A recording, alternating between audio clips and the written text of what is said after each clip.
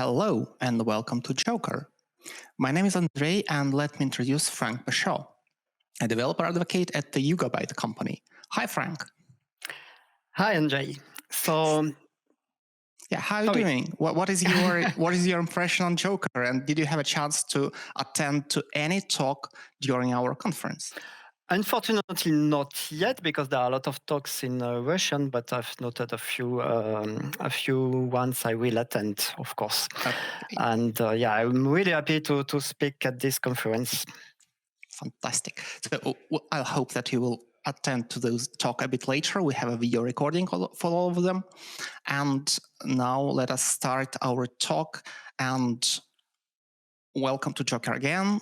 For our attendees, just a reminder, we have a Telegram chat when you can ask questions to Franck with a hashtag question, whether in Russian or in English. I will translate them for Franck when we go to the discussion room. So Franck, you're welcome.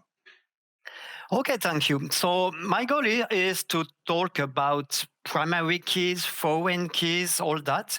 My name is Franck Pachot. I'm developer advocate at UUID. UUID is a distributed SQL database compatible with Postgres. But this talk is valid for any SQL database. I've been working on databases for all my life, nearly, but as a DBA on operations, also on development side, also administration. And this is a topic that is very still very interesting between developers and DBAs. I will go fast. You will have the slides, and the most important is that you can reach to me by email, or I'm easy to find also on the web or by Twitter, because I'm a lot on Twitter. And actually, the idea of this presentation started with this question from JPA Buddy on Twitter about the need to support composite keys today. And then I thought that those questions need also to define really what we mean by composite key, by primary key, by surrogate key, all those terms that we maybe use in the right way or not exactly.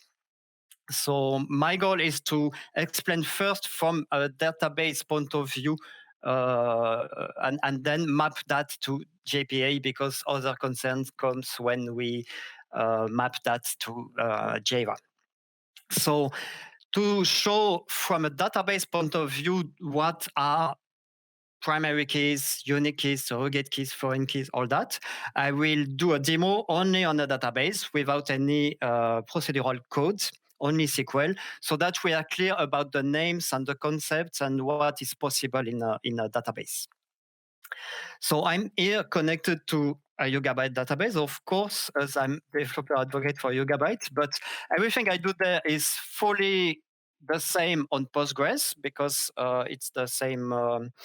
Actually, UUID plugs the query layer of Postgres with a distributed storage, and mostly the same in many databases. I will just mention when it is different. So I will start by just creating a table and adding some values to it. A table, I mention the columns.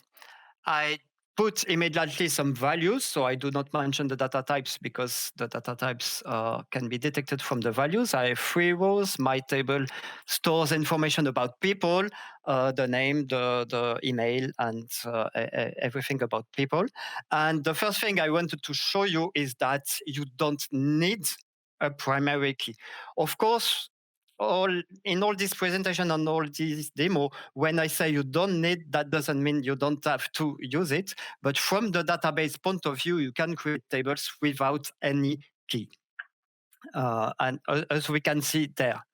And you can still use the table because you can query it, like selecting all the rows in it, or on specific criteria. You don't need a key to access, to find the rows. Because relational databases operate on set of rows, and it's not mandatory to identify the rows like that.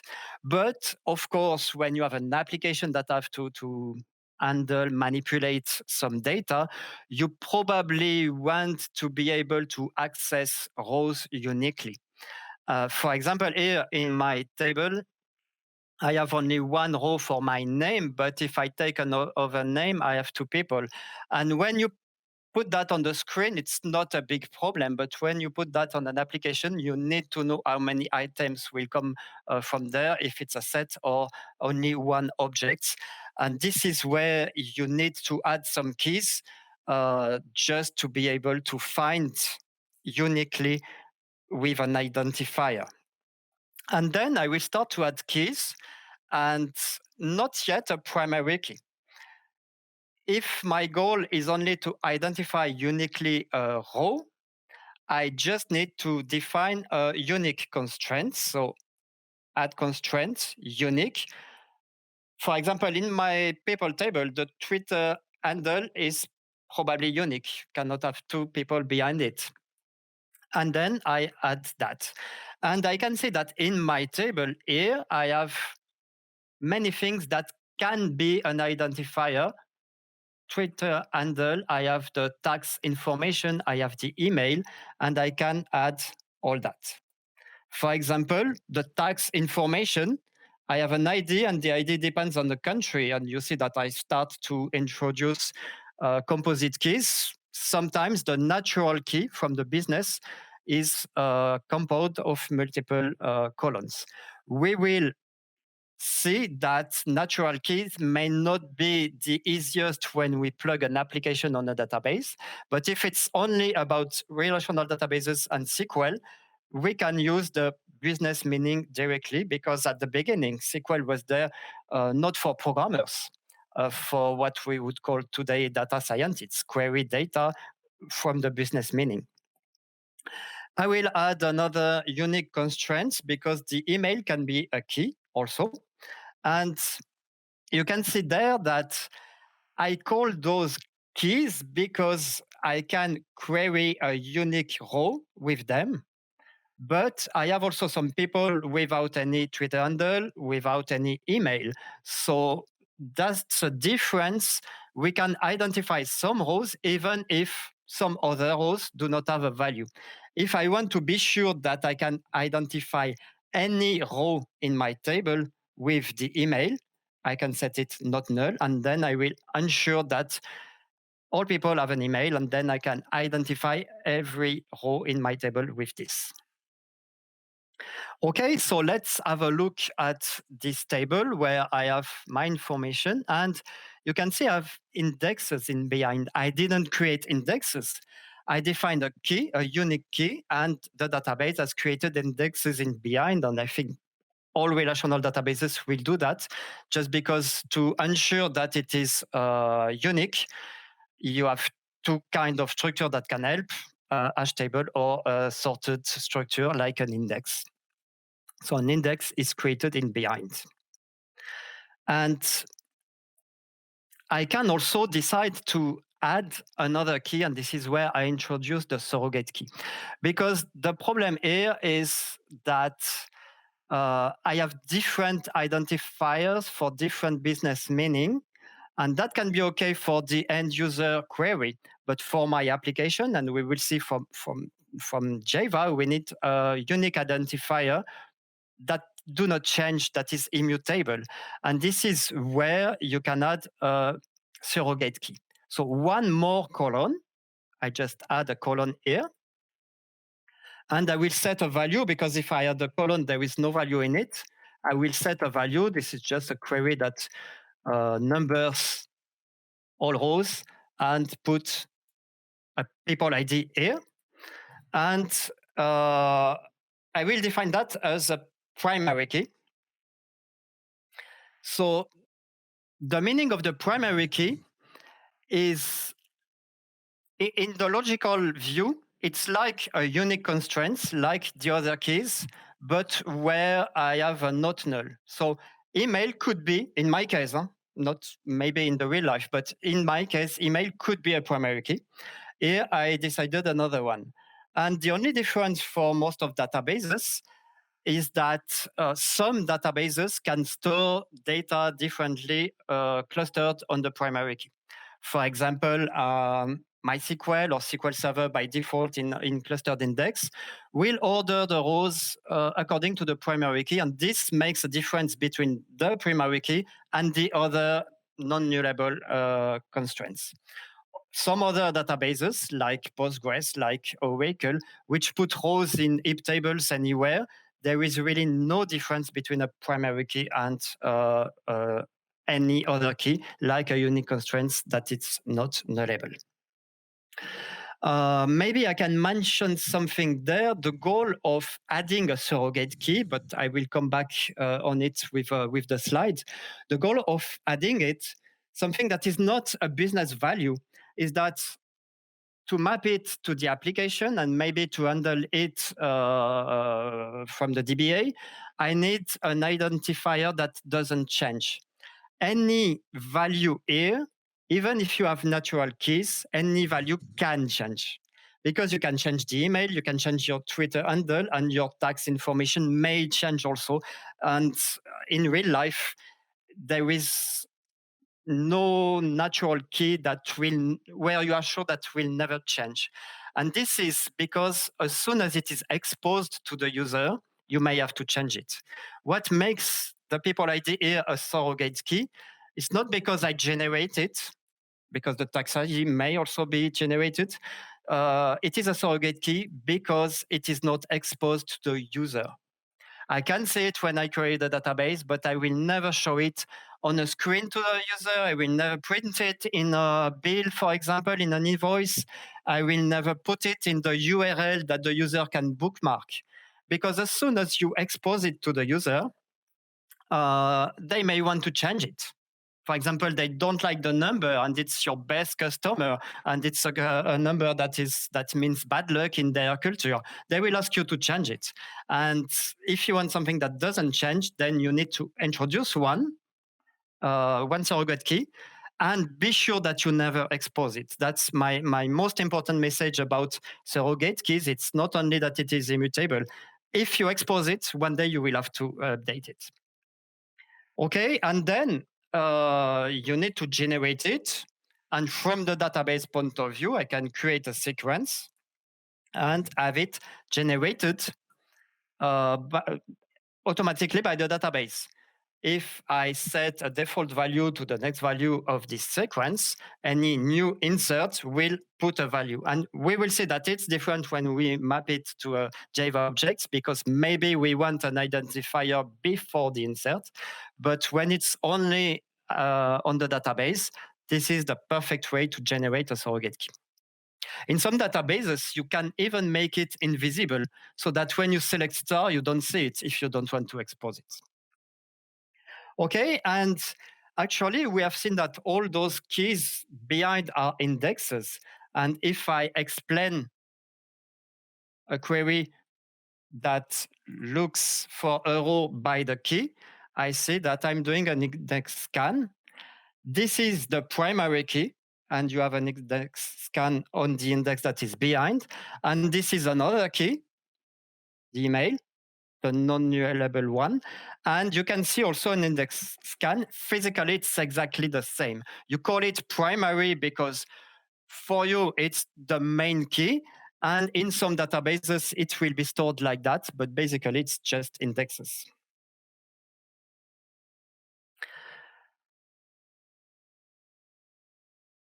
And Joy, you tell me if you have any question about that. Yeah, so Frank, I have a quick question regarding the primary and unique keys. So since unique keys can be nullable, what about the performance? So what about indexes that are created for those unique keys, and how database will perform in case of nulls? Yeah, so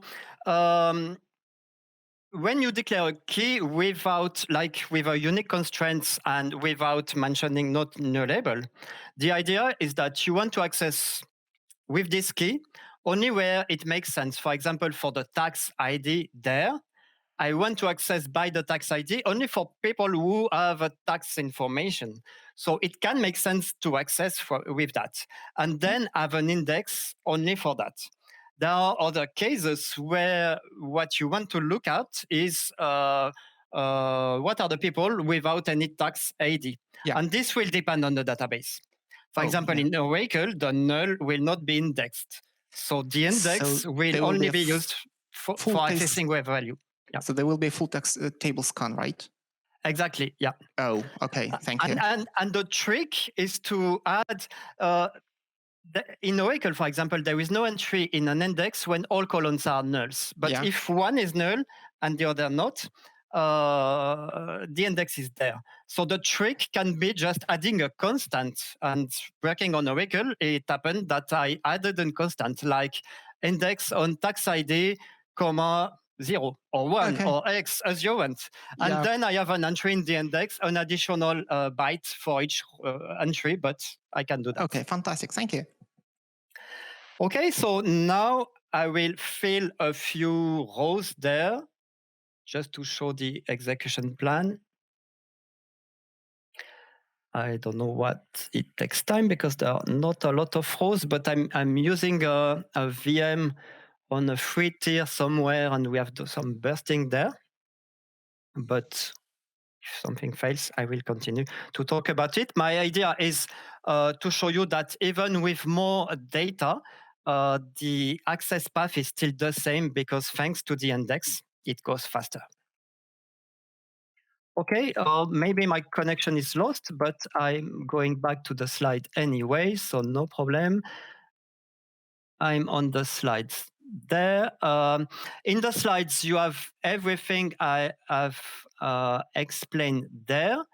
So I skip them. This is when I added a surrogate key with the people ID. And I mentioned that generated is different than surrogate. Surrogate, you don't expose it. If you generate, for example, an order ID that you will expose in the invoice, it becomes a natural key because you show it to the customer, the user will use it. So that's quite important. And basically, the reason why we want to add a surrogate is having something that is immutable. Okay, and then what is really important is that a key is not used only for the end user query to query on this value. It's also used to enforce the integrity constraints. Let me go back. Okay, I had something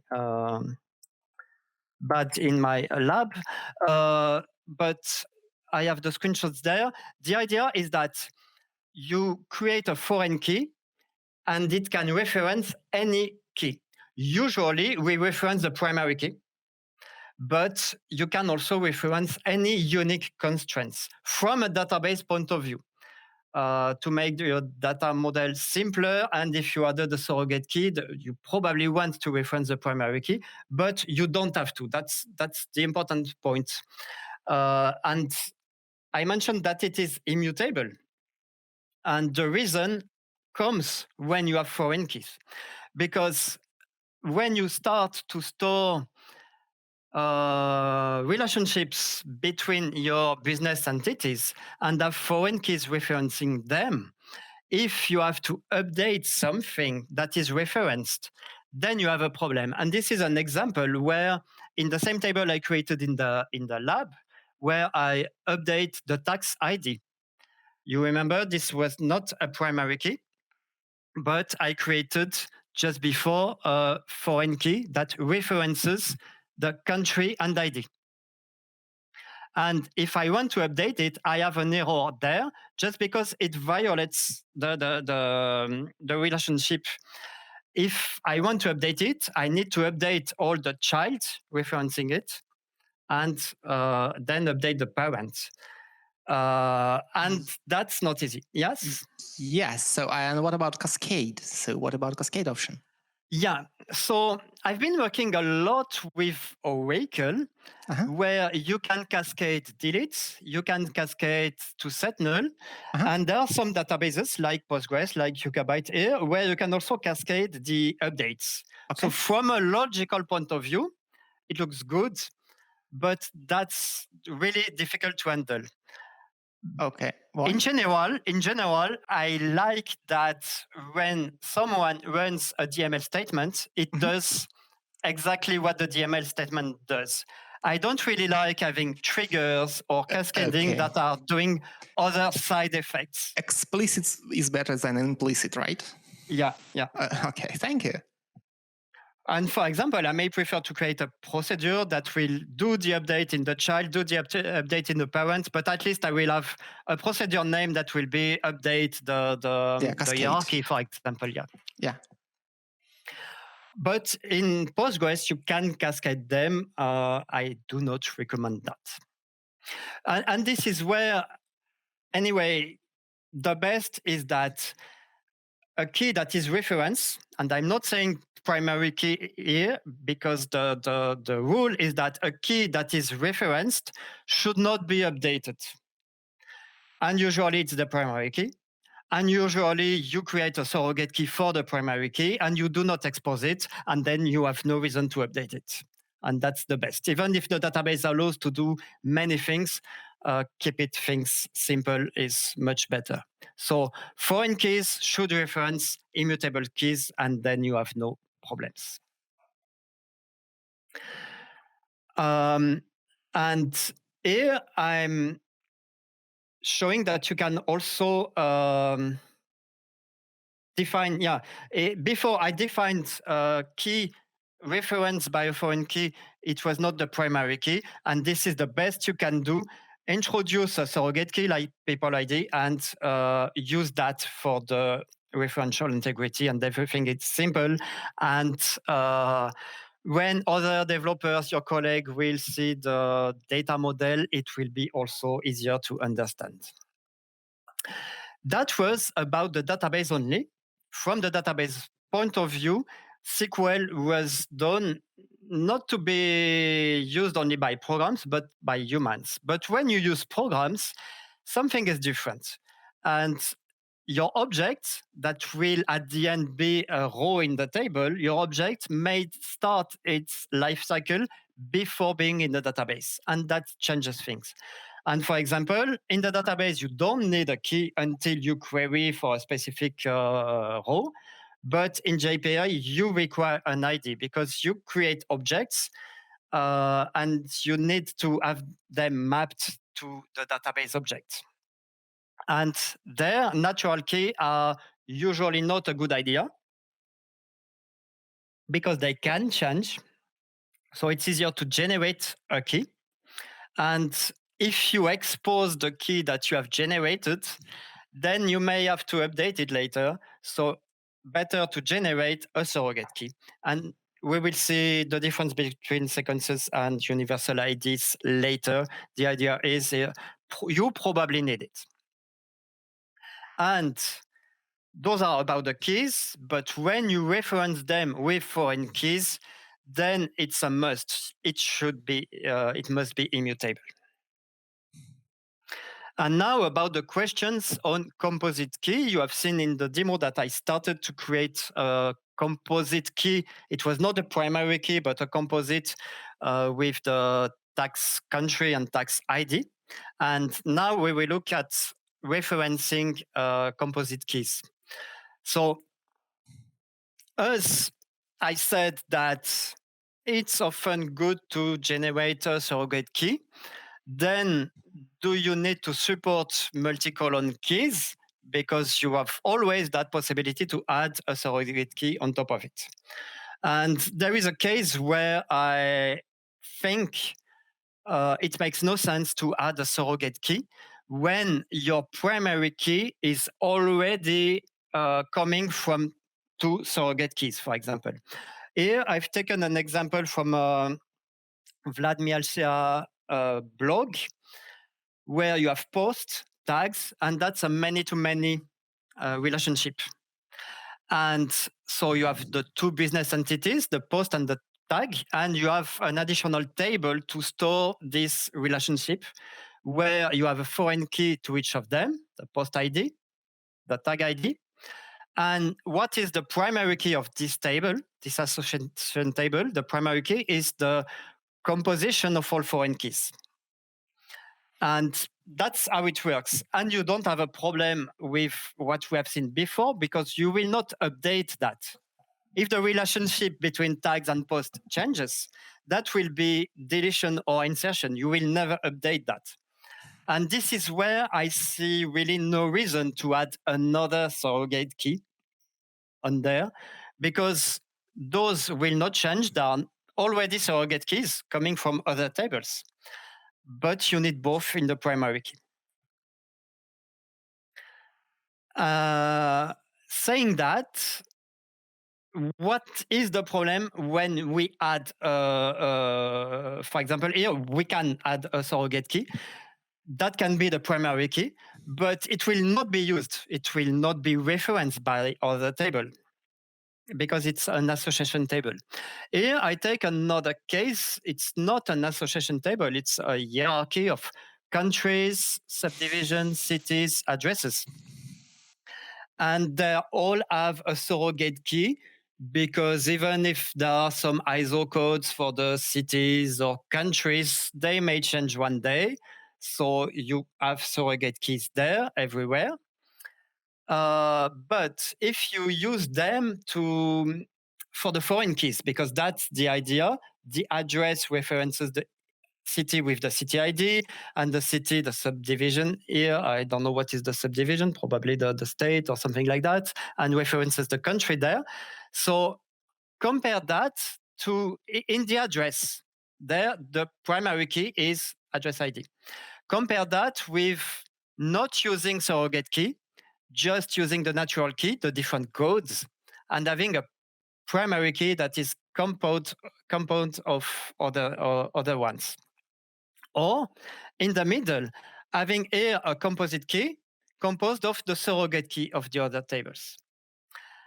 And if you add an address ID here, that will be an additional index to maintain because we have seen every unique constraint, primary key or unique constraint is an additional index. And when you update, insert, delete, you have to maintain that, and that has a cost on the database. And additional joins also because the big advantage of taking the keys from the parent table is that you have all the information in the child table. Here in this table, I have the city ID, but nobody will query on the city ID. Users will query on the city code. And if I don't have it, I have to join.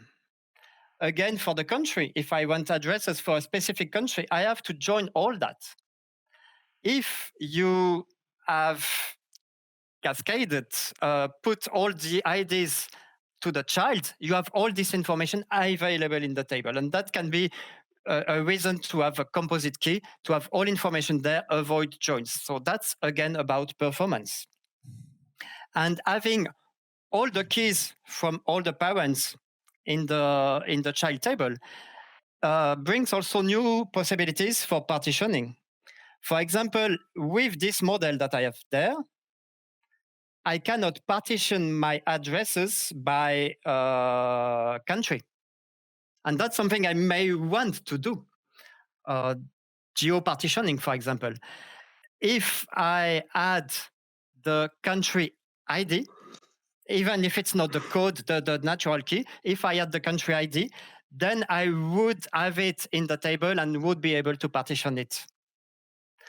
And also about performance, keeping the IDs from the different levels of the hierarchy, keeping them in a child table, you have multiple columns. Each column has statistics for the optimizer, and then the optimizer can better estimate the cardinalities. So about performance, of course, if you have very small tables and you don't care about the performance of the access, you don't need it. But think about it, and this is not about using natural key. This is about using composite keys that can be composite from surrogate keys of the parent tables. Okay, and on this topic, I just wanted to add something because when we see the pictures, there is a risk to forget about the different cases. This is very classical. You have orders, products, customers. It looks like a many-to-many between customers and products. The only difference is that here, orders has a business meaning. If I go back to my association table, I have the same pattern, except that this is not a business meaning. And when you have a business meaning, you probably need an ID. So for the association table, I mentioned that you probably don't need an additional ID. But if it has a business meaning, you probably want to identify it, and you will have foreign keys on it, for example, order items and things like that. So it's not only about seeing a many-to-many. The question is really, is it a business entity or not? Okay. And yeah, in this case, you will probably need a primary key and an order ID that will be generated, but it's not a surrogate key because that order ID will probably expose it to the users. So then you have to think about, are you sure that you will never have to change the order ID? And never means because there is a mistake that has been entered in the system and you have to update it, or because you are merging two companies into one and then you have some IDs that overlap. So you have to think about that. And even if you generate another ID to expose to the user, you may want a surrogate key on top of it. Okay, so my message was that surrogate key, you probably want to generate it in a lot of places, but you have cases where you need to map the composite key. And when I was a DBA working on the development team a few years ago, I got a lot of discussions about that with Hibernate developers, telling me we cannot map that, so we cannot have composite keys. And then I didn't know a lot about Hibernate at that time, except the name. And then I've read the Hibernate in Action book, because what I've heard about Hibernate at that time was it's bad, because I've heard that from DBAs. And they have seen bad queries, and then they thought that Hibernate generates bad queries because Hibernate doesn't know how the database works. And when I've read this book, I really realized that the authors of Hibernate, really understand how the database works.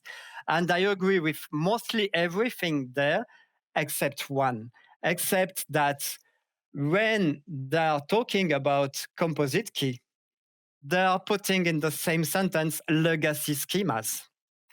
And as I mentioned before, for me, that's different. It's not because it is a legacy schema coming from pre-Java applications that you have composite keys. You may need them. And I think that having this kind of information at the same place, people think that, okay, we don't need composite keys today because we are building a new application. And this was in Hibernate in Action, and this is still in the JPA specification. Composite primary keys typically arise when mapping from legacy databases. And I do not really agree with that, because a many-to-many relationship may not be legacy, it can be a brand new application, and it makes sense to have a composite key. And the funny thing is that this looks like don't use it, but it was already in Hibernate in Action. It's possible to map it. And I will show how to map it, but with a link to Vladimir's blog, because it's probably the best resource I know about that. My problem is that legacy schema, that's too vague. And being too vague, then this is where you have discussions where people do not agree on anything. And what you really need when mapping the relational model to Java objects, what you really need is an identifier. you don't care if it's composite or not. You want something that identifies that is immutable, and basically where you can identify an object with the hash code and then the equals function to see if two objects that you have in memory are the same row in the database or not. Yeah, that's the question. So what about new JPA objects?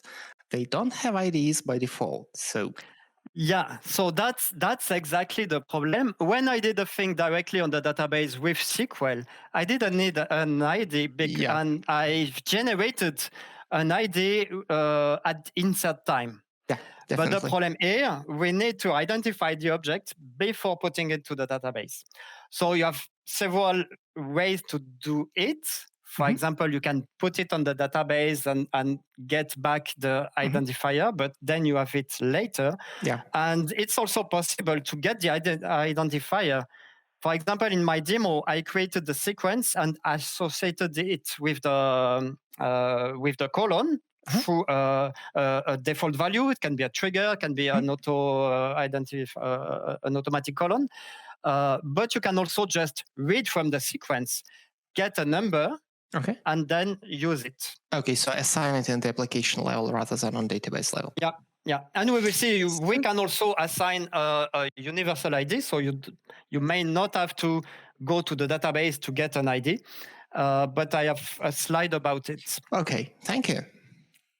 And then natural keys are candidate, of course, because there are some natural keys that you know when you create the object. But we have seen that the problem with natural keys, they may change later. So it can be a possibility also to read the natural key in the equals. But there are other problems if this natural key is the identifier that is the primary key.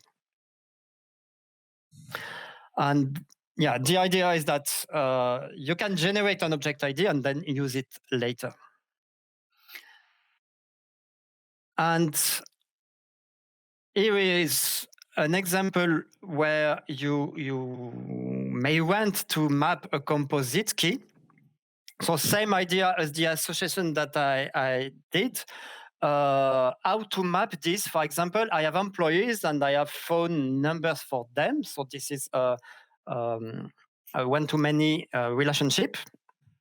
I have a surrogate key for the employee number. I even have a company ID and employee number. Think about multi-tenant application. You probably want to see the company ID in all tables. And that's another case where I like composite keys.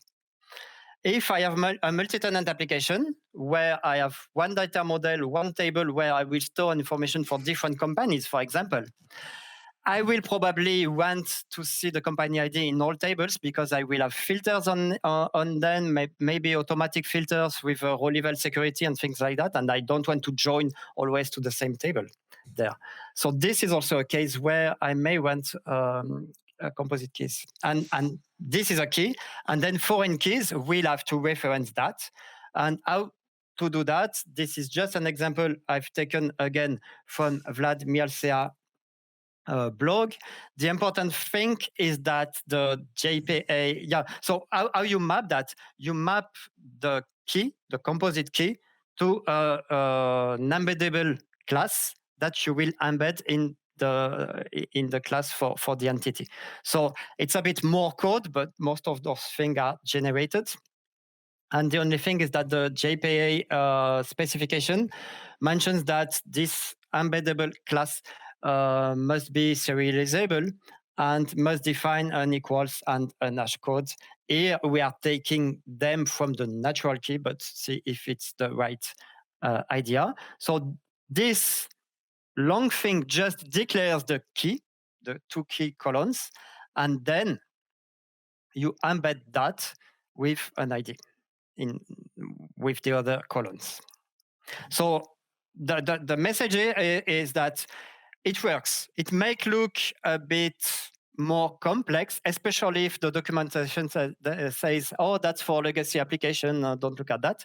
But it's possible to do that. And in a multi-tenant application, for example, I mostly prefer to do those kind of things. And then when you reference it from foreign keys, because that's the idea also for the key, it's used to map the object to the row, but also to map rows between them with relational integrity. And then you have the joint columns. And I think since Java maybe 9, you can use the joint column, but there is the plural name possible there, where you just mentioned the columns that will be mapped there. Okay, let me check the time.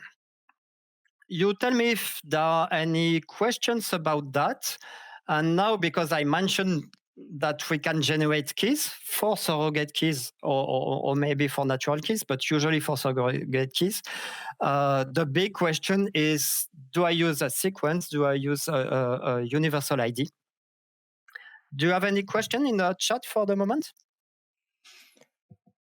Okay, so not so many so far. Actually, there is a question regarding composite keys. In your example with country, city, division, and address, you mentioned that there will be additional joins if we won't use composite keys, right? Yeah. Okay, so it means that in the address table we will have both city code, subdivision code, and country code, right? Exactly. Yeah. So that was a question. So we just needed some clarification. Thank you. Yeah, Franck. maybe it was not clear. Yeah, exactly. The idea is that it can be composed of surrogate keys because of the problem with natural keys, but at least you have everything. And then, for example, the optimizer, the query planner, can look at the statistics and know how many addresses by country, by cities, and all that, and take better decisions. Yeah, so I have a question regarding that. Since we have an index based on the composite key, it means that we cannot make a query based only on one column in this index. For example, if we say we need an address based on subdivision code, it probably won't use index since it's an index for a composite key. Yeah. So will it give us some performance? First, you can add other indexes. Okay, the only thing is that your criteria is in the prefix. But I think that most of the cases you will need all of them, because having an ID of city without the country, then it's like having the name of a city without the country. It can be in many places. It makes sense. Thank you. But if not, you can have additional indexes. Okay, fantastic. So thank you for the explanation.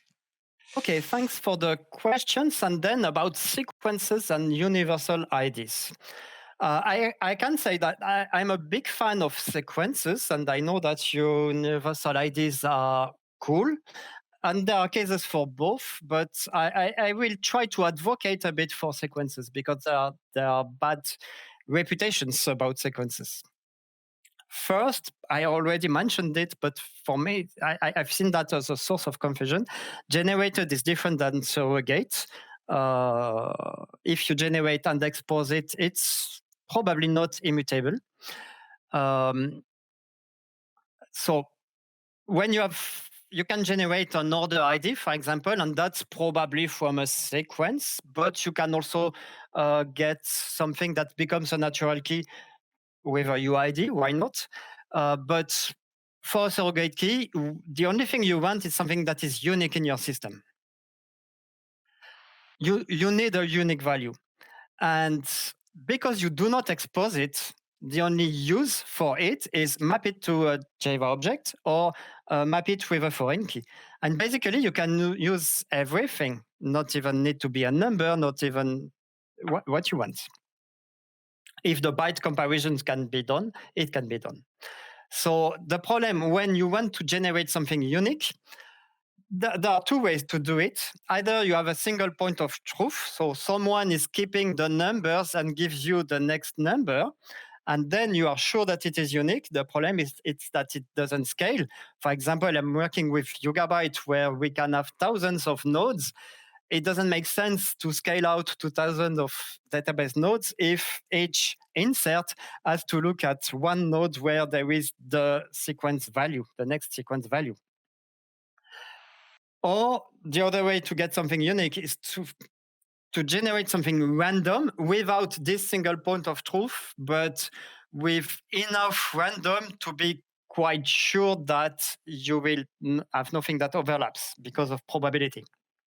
And then the problem is the size, because you need something quite large to be sure that it's universally unique without checking it. And first, I will start with sequences. And the most common mistake with sequences in any database, when you have sequence, you will always have a user telling you, oh, I have gaps in my sequence. Yeah, as I mentioned, the only goal of sequence is get a unique ID. If you want no gaps, the sequence is not there for that. If you have no gaps, you probably want to come after and number the things. For example, if you take orders and you want to order them by time with a sequential number, because legally it can be a legal rule, you need to come after. And why do you need to come after? Because you need to come after the commit. Because if I provide a sequence where I ensure there is no gap, you will take the sequence number and maybe something will fail and you will roll back and the next one will have taken the next value, and then you will have gap. The only way to have no gap is that after the commit, when you have done everything, then you can query it and order it, and we have windowing functions and all that, or come back and update it. So it's not about having no gap sequences, it's only about having a unique number. And the other myth is that sequences do not scale, because as I mentioned, if I want to give a number, then there is a single point of truth. But if you remember that you don't care about gaps, you don't have to reach to the sequence each time you want a number. The only thing you want something that is unique. And then you can get a number from the sequence and increment the sequence by 1,000, for example. And it's exactly the same as reserving 1,000 numbers for you. And then you can insert 1,000 new objects, new rows in the table, without having to reach out the sequence again. And in all relational databases I know, you can define a cache for the sequences so that this single point of truth is read and updated only once every 100, 1,000, whatever you want. What are the drawbacks? You will see gaps. But as I mentioned, you don't care about gaps and don't care about the size and the numbers. In Big Int, you can store enough numbers to ingest a lot of data, even with gaps. So scale the sequence. This is a reference to a blog post where I mentioned that for Postgres. So the number, even if you have gaps and then the number is larger, it will still be smaller than a UUID. That's what I show in the post. But another concern about sequences is about security. Because you generate something in a predictable way, people may take information from it. For example, if I generate the customer ID and some people see that they have ID 1 million something, they will think that I have 1 million customers at least. It may be right or wrong, but exposing information, even if it's wrong, it may be even worse. So this can be a reason where we don't like sequences, because it can expose some information, and worse, it can expose some misinterpreted information. How to generate sequences? I'm just showing here the annotation for the sequence generator. And this is, let me check. Yeah, this answers your questions. Your question, I think, about having a number before doing the insert. Or not? Not for this one. Yeah. No, this answers the more the question about the scalability. When you define a sequence A associated to the table, and I define an initial value. This is just because you start at a specific value. If, for example, you have already data in there, and this is the allocation size that will reserve numbers. But be careful, I'm mentioning that because you have two levels there. You have the cache from the database, and you have the allocation size there. And if you look in the database, when I create a sequence like that, on Yugabyte, where the default cache is 100, so the database will cache the number. But when I say allocation size, I want to reserve some numbers. They will be set by increment by. And if you use both, it means that if you are out of the cache because your database is stopped and resorted, you may have a gap with 66,000 numbers, which may not be a problem, but just to mention that you have two levels of cache. Okay, and now we will go to the UUID. So the UUID is, you don't need a single point of truth, and you can ensure uniqueness, even if it's not guaranteed 100%, but you can ensure it with a large random number. And there are many, many ways to have UUIDs. So don't forget that it takes more CPU cycles than a sequence because nothing is as easy as just incrementing a number. Advantage, it doesn't leak information because of the randomness. And it's still unique when you merge database, and that's quite cool. For example, I've seen banks merging, and they merge the information system, and then they have the same IDs. But if you have UIDs, that's universal. So it's not even unique only on your database. It's unique everywhere. And maybe you have questions. I'm looking at the time, but before another mistake I see a lot, because UIDs, you can show them as character strings. I've seen some people storing it in varchar 32, and that's not the right way because it just takes 2 times the space. The UID is a binary number. You do not need arithmetic on it, so it's not a number, and you do not need, for example, character set transformation. It's not a character. You can show it as a character just to put it on the screen, but it's a raw data type. Okay, do you have any questions before we go to the conclusion? Or Well, yeah. Actually, I have a small question regarding UUIDs. There is a special kind of UUID that I have found in the internet. It is called universally unique lexicographically sortable UUIDs.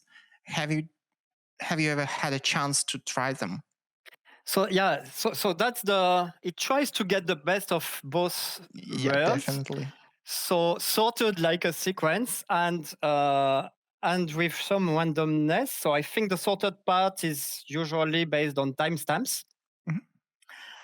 It's interesting, and for example, I'm working with the Yugabyte DB, which is a distributed database, and we may want to collocate the data. For example, if I have a large amount of data to ingest, I don't want to have random reads, especially on many nodes. I want to collocate them, and then having something sorted is interesting. But first, we are back to the problem with sequences. We expose something if this timestamp can be decoded. And also something I've seen working on distributed databases. Yeah. There is no universal time. Yeah, definitely. Time is always a pain. Yeah. And then you go back to the single point of truth, because if you want to be sure that you are on the same time, then you need a protocol where you have you see the same. If you synchronize with NTP, you can ensure a time, but across even few seconds sometimes. So for me, the best UID that could fit, for example, for distributed database, would be something sorted for the rows that I ingest. For example, I have multiple threads to ingest data. Each thread have something sorted so that it goes at the same place, it's co-located on the database, but ideally the different threads will put that in a different place, not to have a hotspot in a node or a block. So ideally for me, a UID should start with a hash on the thread number, maybe, and then something sorted like a sequence time if it's possible, but maybe a sequence, and then maybe some randomness. So for example, Oracle has something that they call scalable sequence, which partitions the sequence number with something that is based on the process ID or something like that. Never heard of that. To scatter that, and yeah, they did that to scale on Oracle or something. Okay, fantastic. Thanks. But there are a lot of things in UUIDs that can be used. The good thing with Postgres, for example, there are extensions, and then you have everything. And for example, the ID you mentioned, there is probably an extension where you can use it. So the main message about that, and we will have Zoom where we can chat and have questions and discuss, because most of the things here, the most important is discussion, because as we have seen, there are things that works in the database alone, things that works in Java objects alone, but here we have to map it, and then we have to discuss about those things between developers and operations. Yeah, surrogate key, probably you almost always need them, except some special case. But I think you also need to support composite keys. Do not go to its legacy, it's old. It's there for a reason, and there are some points where you will need it. And everyone wants to scale, so even if you don't want performance today, maybe for some critical tables, you will need it. And think about the business meaning. That's what I tried to introduce when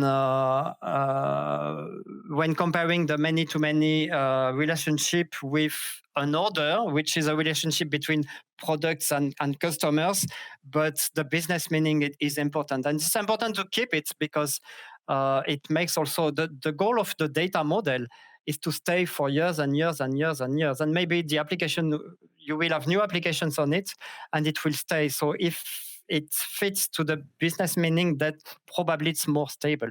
But that doesn't mean that you have to use the natural key everywhere, because you want also something stable technically with the technical key. Okay, we are just in time. It's easy to reach to me. Twitter is good, everything is good. And Yugabyte is open source, like Postgres. So we have a GitHub where developers like to see stars. So this is why I put that on the last slide. And we have also a community Slack for questions if you want to try it. Okay, fantastic. Thank you, Frank. I still don't like composite keys, but I understand that it's necessary. Sometimes it is necessary to use them, definitely. And you show us great cases of using them.